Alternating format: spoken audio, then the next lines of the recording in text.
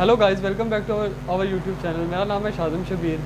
तो आज इस वीडियो पे मैं रिएक्ट करने वाला हूँ। उसका टाइटल है नरेंद्र मोदी जी और उनकी सैलरीज वगैरह के बारे में और उनका लाइफस्टाइल के बारे में इस वीडियो में बताया हुआ है। तो वीडियो का जो ओरिजिनल लिंक है वो डिस्क्रिप्शन में है। तो आइए देखते हैं इस वीडियो में क्या दिखाया गया है। हेलो फ्रेंड्स, मैं गौरव। और क्या आपको पता है Indian prime minister Modi ji की मंथली सैलरी कितनी है और उनके कंपैरिजन में यूएस प्रेसिडेंट की कितनी है? अब वो तो चलो आपको मालूम पड़ ही जाएगा, लेकिन क्या आपको पता है महारानी विक्टोरिया के कक्ष से एक बार नहीं, दो बार नहीं, बल्कि 3-4 बार चोरी की गई थी। किसकी? गेस करो। नहीं, सोने की नहीं, चांदी की भी नहीं, ये चोरी की गई थी चड्डी की। महारानी के घर से चड्डी की चोरी कौन करता है बे? और यार एक बात समझ नहीं आई, आखिर बांग्लादेशी क्यों इंडिया से 5 रुपए वाले सिक्के की स्मगलिंग लगातार 20 सालों तक करते गए? किसी को भी पता नहीं चला, लेकिन 5 रुपए की स्मगलिंग आखिर कोई क्यों करेगा? वेल, इन सभी सवालों के जवाब जानने के लिए बने रहिए इस वीडियो के अंत तक। Let us get on with our today's fact की बातें। नंबर 1, 5 रुपए की सिक्के की स्मगलिंग। ये रहा 5 रुपये का सिक्का, और अब ये रहा सिक्के से बना हुआ ब्लेड, वो भी एक नहीं बल्कि 6। आपको लग रहा होगा मैं मजाक कर रहा हूँ, राइट? बट नो, मैं सीरियस हूँ। 1980 से लेकर 2000 तक बांग्लादेश की छोटी छोटी इंडस्ट्रीज हमारे इंडिया के 5 रुपए वाले कॉइन स्मगल किया करती थी, क्योंकि ये बांग्लादेशी लोग हमारे इस हाई क्वालिटी वाले 5 रुपए के सिक्के से 2 रुपए वाले 6 ब्लेड बना देते थे। मतलब एक 5 रुपए के सिक्के से 6 ब्लेड, और 6 × 2 = 12 रुपीस। 5 रुपए का सिक्का बदल दिया 12 रुपए में, 7 रुपए का मुनाफा कमा लिया। गजब। मतलब देख रहे हो कि बांग्लादेशी खुद को कितना चालाक समझते थे। पर क्या लगता है आरबीआई किसी से कम थोड़ी ना है। तो आरबीआई वालों को जब भी पता चला कि 5 रुपए का 50% सिक्का बांग्लादेश और कोलकाता के बॉर्डर से एक्सपोर्ट के टाइम पर गायब हो रहा था, तो आरबीआई वालों ने कोलकाता पुलिस वालों से तालमेल बिठाया और पुलिस ने सबूत ढूंढ कर स्मगलर्स का कच्चा छिट्टा खोल डाला और इस स्मगलिंग को स्टॉप करा डाला।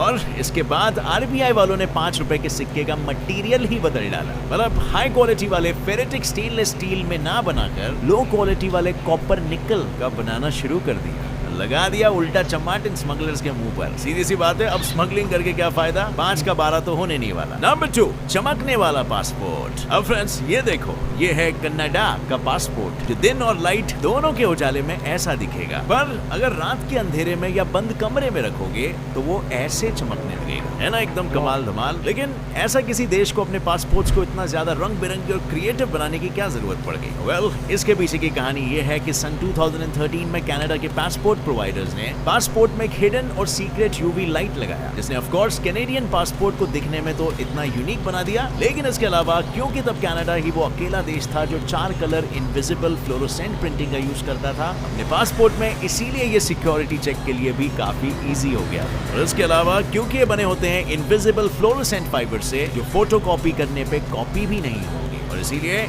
इन पासपोर्ट्स को सेम टू सेम छापना भी किसी की बस की बात नहीं होती है। नंबर 3, एंटरटेनमेंट वाला मास्क। अब फ्रेंड्स ये कोरोना तो जाने का नाम ही नहीं ले रहा। India's hospitals have never seen anything like this. एक काम करो, आप ये मास्क ले लो, क्योंकि इस मास्क को पहनने से आप कोरोना से तो बचोगे ही, पर इसके साथ आपको प्योर एंटरटेनमेंट वैल्यू भी मिलेगा। हाँ, सही सुना आपने। पेश है दुनिया का पहला एंटरटेनमेंट वाला मास्क, जो अभी 8 अप्रैल 2021 को ताजा लॉन्च हुआ है। ये है एडवांस टेक्नोलॉजी वाला सुपर मास्क, जिसमें एंटरटेनमेंट के नाम पर Bluetooth connectivity, noise cancelling, headphones, microphone capability, side inner fan, LED lights सब लगे हुए मिलते हैं, जिससे आप हेडफोन से रास्ते में चलते चलते मन करे तो गाना सुन लो, एलईडी लाइट से अंधेरे में टॉर्च जला लो, या साइड में लगे हुए फैन से हवा ले लो। भाई और क्या चाहिए लाइफ में? यही नहीं, HEPA नाम की एक बहुत ही हाई टेक्नोलॉजी फिल्टर जो पोल्यूशन और कोरोना को दूर भगाती है, वो भी इस मास्क में लगी हुई है, और ये चीज आपको किसी भी सिंपल साधारण मास्क में कभी नहीं मिलेगी। लेकिन अब बढ़ते हैं मेन क्वेश्चन की ओर। कितने में मिलेगा ये मास्क? वेल, ये मास्क आपको मिलेगा सिर्फ और सिर्फ $299, यानी कि लगभग 22,500 रुपए में। और ये अमीरों वाला मास्क इस वक्त सिर्फ कनाडा, USA और UAE में ही बिक रहा है। सो इंडिया के अमीरों, थोड़ा सा सब्र कर लो कोरोना के जाने का, क्योंकि इसके बाद बहुत काम आने वाला है ये टास्क। अब फ्रेंड्स, वीडियो में आगे बढ़ने से पहले आपके पास जरूर सेविंग्स होंगे और अगर आप एक स्मार्ट फाइनेंशियल इन्वेस्टर हो तो आपको सेविंग्स पर हाईएस्ट रिटर्न भी चाहिए होगा और इसीलिए यहीं पर आपको क्रिप्टो करेंसी में इन्वेस्ट करना चाहिए, क्योंकि क्रिप्टो करेंसी इंडिया में बिल्कुल ही लीगल है। अभी इंडिया में काफी सारे लोगों ने इसका पोटेंशियल जाना है और 50 मिलियन से भी ज्यादा लोग इससे जुड़े हैं। और क्रिप्टो करेंसी खरीदने के लिए आपको एक safe crypto currency exchange app की जरूरत पड़ने वाली है, जो बिल्कुल ही आपकी आंखों के सामने है। CoinDCX Go, developed by India's largest and safest crypto exchange और simplest Bitcoin app in India। CoinDCX Go easy और सिक्योर ऐप है और इसका कोई ट्रांजैक्शन चार्ज भी नहीं है और इसमें फंड सेफ्टी BitGo ने दी है और ये ISO सर्टिफाइड भी है और यहाँ पर आपको 24/7 कस्टमर सपोर्ट मिलता है। और अगर आपको क्रिप्टो करेंसी के बारे में और भी जानना है तो आप DCX Learn को यूज कर सकते हो और CoinDCX Go में आप मिनिमम 100 रुपीज डिपॉजिट कर सकते हो। डिपॉजिट करने के लिए ऐड मनी के ऑप्शन पर जाके अपने अमाउंट लिख के पेमेंट ऑप्शन सिलेक्ट करके ट्रांजैक्शन कर सकते हो और वो बिल्कुल ही सिंपल और सिक्योर होगा और इस ऐप में आप बिल्कुल ही लो रिस्क पे होगी। आप इवन 10 रुपए के बिटकॉइंस खरीद सकते हो यहाँ पर। तो डिस्क्रिप्शन में दिया गया लिंक, उस पर क्लिक करो और डाउनलोड करो इंडिया का लार्जेस्ट और safest crypto currency exchange app. Number 4, Victoria का जबड़ा फैन। अब फ्रेंड्स, क्या आपको पता है एक टाइम था जब यूके की रानी विक्टोरिया की चड्डी चोरी की गई थी, वो भी एक नहीं, दो नहीं, बल्कि तीन बार। आखिर क्यों और कौन था वो चड्डी चोर? वेल, महारानी विक्टोरिया किसी सेलिब्रिटी से कम नहीं थी और इसीलिए तो सन 1838 से लेकर 1848 तक उनको तीन बार स्टॉप किया गया था। वो भी किसी गबरू जवान ने नहीं, बल्कि एक 14 साल के बच्चे एडवर्ड जोन्स ने, जिसका 16 साल की क्वीन विक्टोरिया पर दिल आ गया था और ये बन गया एक सेलिब्रिटी स्टॉकर। और इतना बड़ा स्टॉकर कि पहली बार तो वो नौकर के भेस में 1 साल तक पैलेस में घुसा हुआ था ताकि विक्टोरिया को स्टॉप कर सके, लेकिन सेंट जेम्स स्ट्रीट की पुलिस ने इसे रंगे हाथों पकड़ लिया और वो भी क्वीन विक्टोरिया की अंडरवेयर के साथ, जो इसने अपने पैंट में छुपा के रखा था। चलो, उस टाइम तो ये जेल जाते जाते रह गया था क्योंकि इसे बच्चा समझकर छोड़ दिया गया। बच्चा है, मासूम है, नादान है, रास्ता भूल गया है और फिर ये सोफे के पीछे पकड़ा गया और इसे डायरेक्टली 3 महीने के लिए उधार गृह में डाल दिया गया। लेकिन ये बात किसी को भी अभी तक समझ में नहीं आई कि ये क्वीन विक्टोरिया की चड्डी क्यों चुराता था भाई। अब इसका नॉटी जवाब तुम दोगे मुझे नीचे कमेंट सेक्शन में। Naughty boys and girls.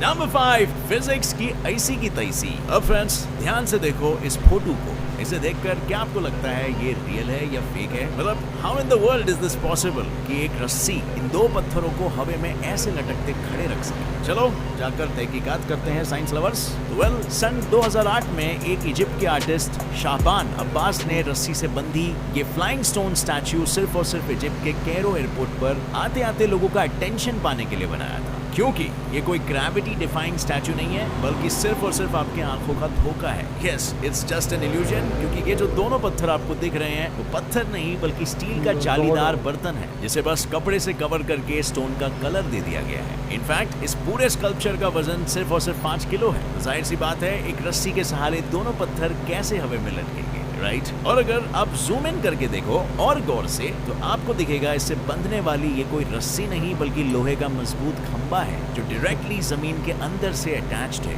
तो अब समझे इस चक्कर के पीछे का घनचक्कर। नंबर 6, बिना खिड़की वाला प्लेन। अब फ्रेंड्स, जस्ट इमेजिन कैसा होगा एक ऐसे प्लेन में ट्रैवल करना जिसकी खिड़कियां ही नहीं हो। वेल, ज्यादा सोचो मत, क्योंकि एक ऐसा प्लेन जल्दी फ्यूचर में उड़ान भरने वाला है। मतलब कुछ भी यकीन नहीं होता ना, तो एक नज़ारा देख लो। दरअसल एमिरेट्स के प्रेसिडेंट टिम क्लार्क ने बीबीसी न्यूज़ वालों को बताया था कि वो बोइंग 777-300 ER प्लेन्स बनाने वाले हैं जो नॉर्मल प्लेन से 50% लाइटर होगा, फास्टर होगा और कम फ्यूल खाएगा। कैसे? वेल, वो ऐसे, क्योंकि इस प्लेन में 80% वेट वाले विंडोज की जगह पर ultra thin and very light digital screens लगी होंगी, जिससे बाहर का नज़ारा एकदम खुल्ला दिखेगा।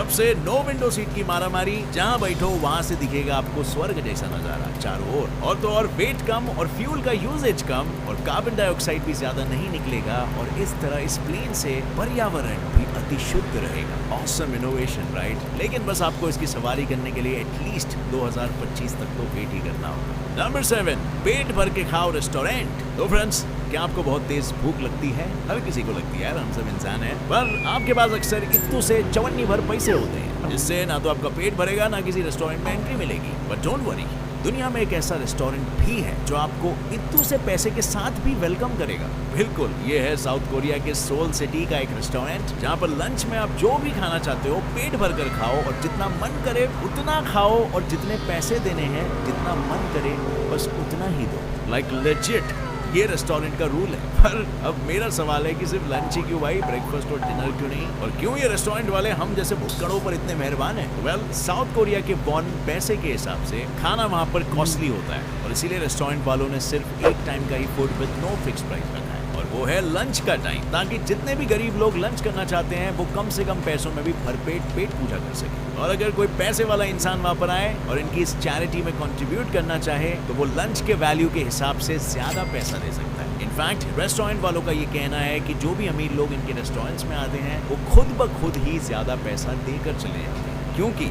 वे इस कॉन्सेप्ट से काफी इंप्रेस रहते हैं। बट सोल का ये रेस्टोरेंट फूड वेस्टेज के सख्त खिलाफ है, और इसीलिए जितना खाना है सिर्फ उतना ही खाना मिलेगा, या खाना का एक भी दाना बचना नहीं चाहिए और भर भर के डब्बे में घर पे नहीं लेके जाना है। यू नो, इंडियन मेंटालिटी मुझे पर्सनली तो मेरी दादी ने सिखाया। नंबर 8, बिल गेट्स का कहना है कि वेल फ्रेंड्स, क्या आपको पता है एक सीडी रोम के अंदर इतना स्पेस होता है, ये 3,30,000 पेजेस वाली फाइल को स्टोर करने की हिम्मत रखता है। और ये मैं नहीं कह रहा हूँ, बल्कि तो सन 1994 में बिल गेट्स ने ये धांसू स्टंट दिखाते हुए कहा था। अब उन्होंने ऐसा क्यों कहा, जानना चाहोगे? तो सुनो, दरअसल CD ROM minimum 738 megabyte space का होता है और माइक्रोसॉफ्ट वर्ड के 500 पेजेस 1 MB के बराबर होते हैं। मतलब बिल गेट्स के हिसाब से अगर 3,30,000 पेजेस सीडी रोम में स्टोर किया जाए, 3,30,000 डिवाइड बाय 500, 660 मेगाबाइट्स में ही सारा स्टोर हो जाएगा। तो अब समझे कि आखिर क्यों बिल गेट्स ने अपनी जान को जोखिम में डालकर पेजेस पर बैठकर सबको ये थियरी समझाने की कोशिश की थी। क्या स्वैग है boss, creative presentation. Number 9, rap versus comic. एक रैपर भी कभी कॉमिक आर्टिस्ट हुआ करता था। जी हाँ, ये लाइन एकदम सच्ची घटना पर आधारित है और कहानी के शीर्षक है हिप हॉप सॉन्ग के देवता एमिनेम जी, जो अपने स्कूल के टाइम में कॉमिक आर्टिस्ट बनने का ख्वाब देखा करते थे। जी हाँ फ्रेंड्स, एमिनेम को स्कूल के टाइम से स्टोरी टेलिंग का बहुत ही शौक था और वो कॉमिक बुक आर्टिस्ट बनने का ख्वाब देखने लगे थे, और ये मार्वल के सुपर हीरोज के स्केच भी उन्होंने ही बनाए हैं। पर जब एमिनेम के मामा जी ने एमिनेम को पहली बार एक ब्रेक इन नाम की मूवी दिखाई, जिसमें ट्रेसी लॉरेन मैरो नाम की एक फेमस रैपर का रेकलेस नाम का रैप था, तो वो सुनकर एमिनेम के अंदर भी रैपर बनने की उम्मीद शुरू हो गई थी। उन्होंने ठान लिया कि अब वो रैप के जरिए ही अपने स्टोरी से लोगों को रूबरू कराएंगे।